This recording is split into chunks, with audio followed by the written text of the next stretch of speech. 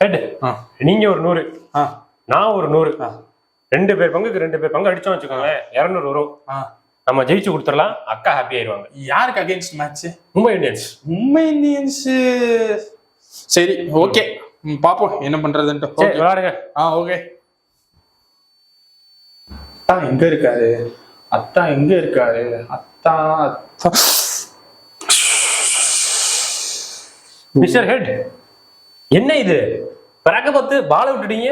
பராக பார்க்கல, அப்புறம் அத்தான் இருக்காரான்னு பார்த்தேன். அத்தான் ஃபீல்டுலே இல்ல. ஃபீல்டு அத்தான் எப்படி இருப்பார் முத? அத்தான் இல்லாம மும்பை இந்தியன்ஸ் எப்படி? அத்தான் அவர் இம்பாக்ட் பிளேயர்ஸ்ல இருக்க, டக் அவுட்ல உட்கார்ந்துருக்காரு பாருங்க. அப்ப நானும் டக் அவுட் போய்க்கிறேன், வரேன். ஹெட் போய் லாங்ல போயிடுங்க போ. லாங்கா? இல்ல கேப்டன், ஒரு 2 ஓவர் மட்டும் நான் கீப்பிங் நின்றுக்கிறேன். கீப்பிங்? ஏய் கிளாஸ் அண்ட் பாவோண்டா. பரவாயில்ல, நான் ஒரு 2 ஓவர் நின்றுக்கிறேனே. எதுக்கு?